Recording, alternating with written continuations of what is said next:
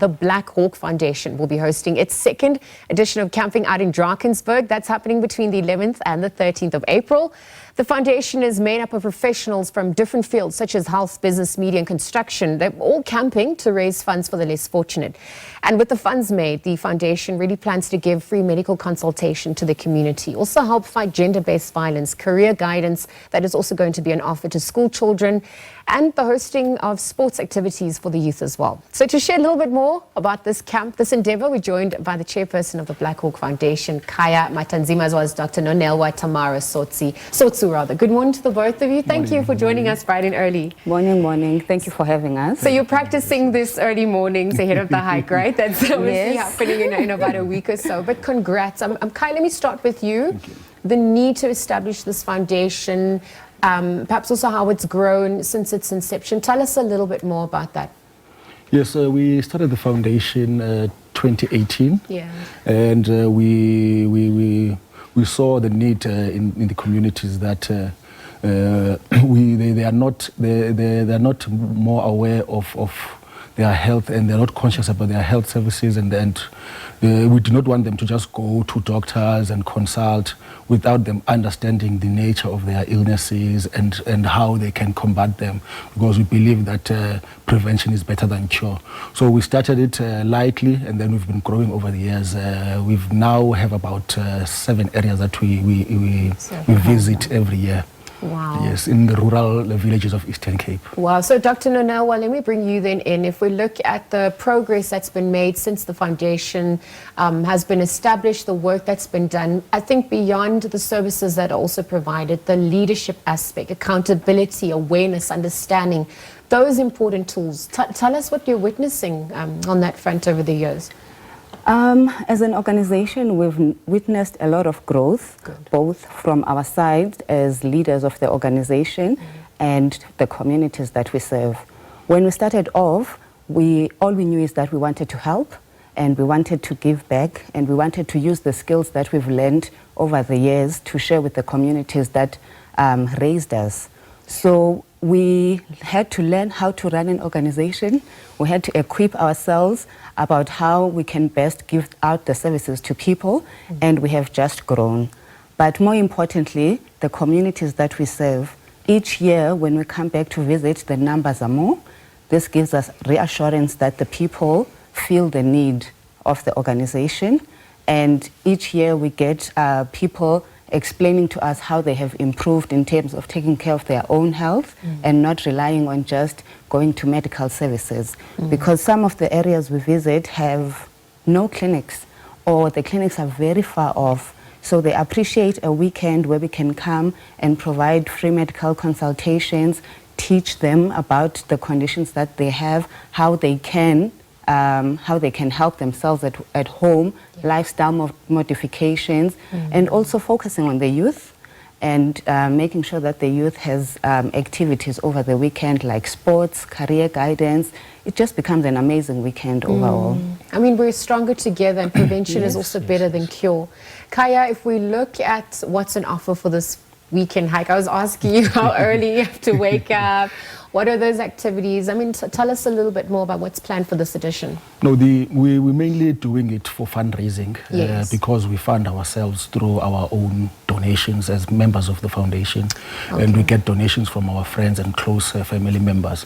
So this is part of our fundraising, but as we've moved along visiting these areas, we've identified social ills that we think we need to make awareness of. Last year we did our theme for the camp was gender-based violence, and this year our theme is based on drug and substance abuse, because we've identified drug and substance abuse as a main driver in the social ills in the communities.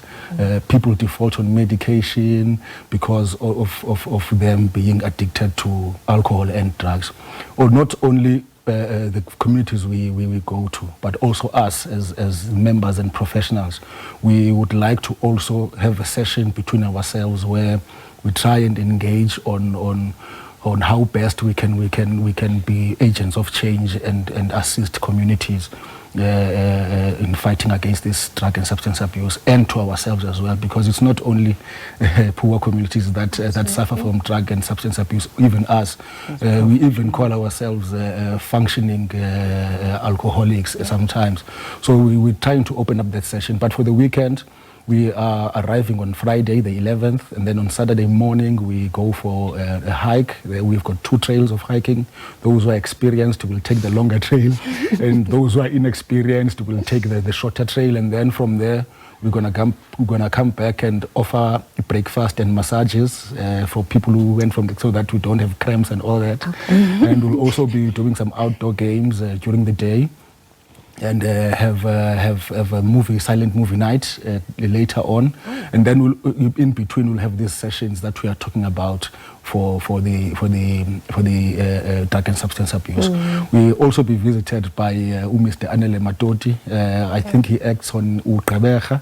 He's also going to be joining us and also sharing his experiences on drug and substance abuse, and how far he's come, and how best he can assist us in terms of assisting other people in fighting against drug and substance abuse. And so, Dr. Nonelwa, speaking about the assistance, the awareness, I mean, the weekend sounds like a jam, so those activities sound fun, but I think the longer sustainable vision as well, I mean, we're fighting triple threats of poverty, unemployment, inequality, so the systemic issues is also what you're working against and countering, or have to counter. And I just wonder, in terms of the rollout with the programs, how often do you go to the communities, etc.? What does that strategy look like upon implementation for this edition? Okay, so every year we set up a year plan of the communities we're going to visit, and on average we have 8 annual outreaches for different villages. This entails a 2-day event. First day is mainly about health awareness and medical consultations and discussions with the community members about the social ills. We usually separate males and females to get in depth with the more private things so that everyone is free to talk.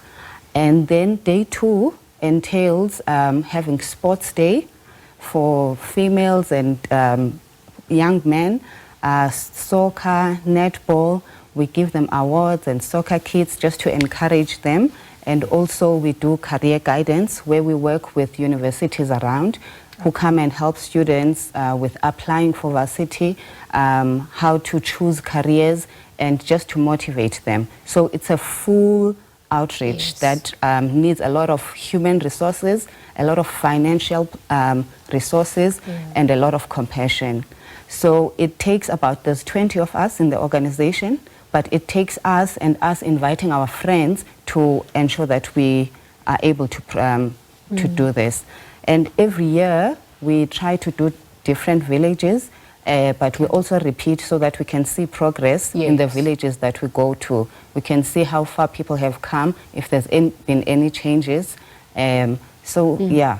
All right, so just in conclusion, if people want to find out more info, support you, what does that look like? How do they contact you and get more info? No, they can contact our secretary and myself, obviously the chairperson. My number is 072-740-9585. Or can they just email to manjolungisa,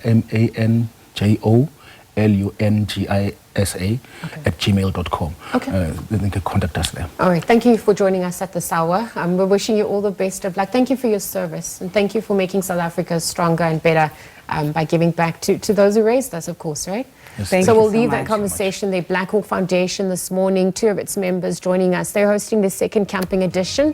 Chairperson of the Black Hawk Foundation, Khaya Matanzima, as well as Dr. Nonelwa Tamara Sotsu, joining us and chatting really about what can be expected, also their rollout for the year ahead.